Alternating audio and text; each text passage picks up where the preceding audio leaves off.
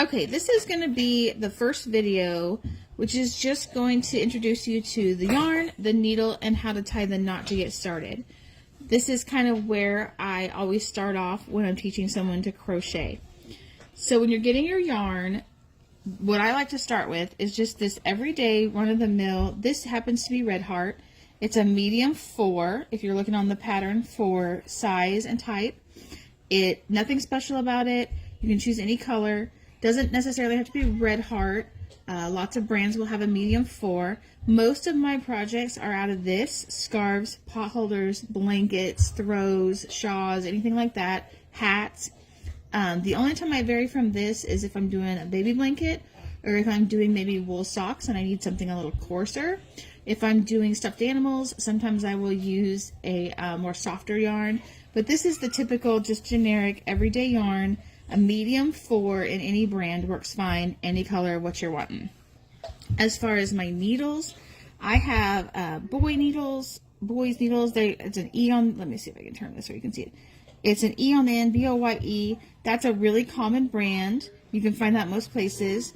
It's going to have a letter, A through M somewhat, a number specifying that size, and then a millimeter marking as well.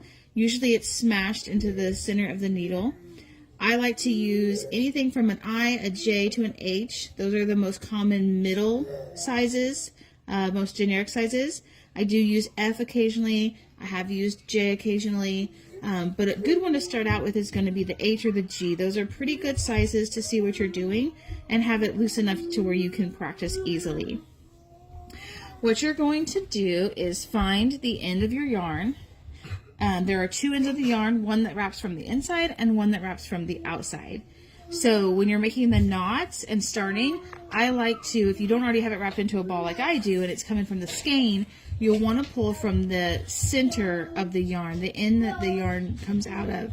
And I will make another video on how to find the end of your yarn when it's a brand new skein. So you need to start with your knots. This is your thread, just like this.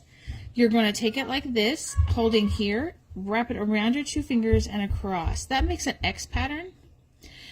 When you take that X, holding with your thumb here, you're going to slide it off your 2 fingers, and your other thread is right here behind it. That thread, when you pull it through with your needle, is going to make that knot. That is your first loop for your starting stitch. You should be able to pull that thread and make that loop smaller so that you now have something to work with. So that's what it looks like. If you're doing it correctly, you will always be able to pull both ends and make it disappear. If you pull both ends and it goes into an actual knot, then somewhere it's wrong. So I'm going to show you again. You have it held like this, wrap it around 2 fingers and make the X, the cross. Hold that cross, pull it off your 2 fingers. This thread you started with is behind that circle. Stick your needle in that circle and pull that thread through just like so. And there is your starting knot. Pull your extra end so that it's even with your needle, and there is your starting loop. So I hope this helps some of you beginners figure out that first knot of how to get your needle or your thread onto your needle, and also helps you decide on what thread and what size needle you need when you're starting out. I hope you guys have a good day. Continue to watch future videos that are coming up, and we will get you all learning how to crochet in no time.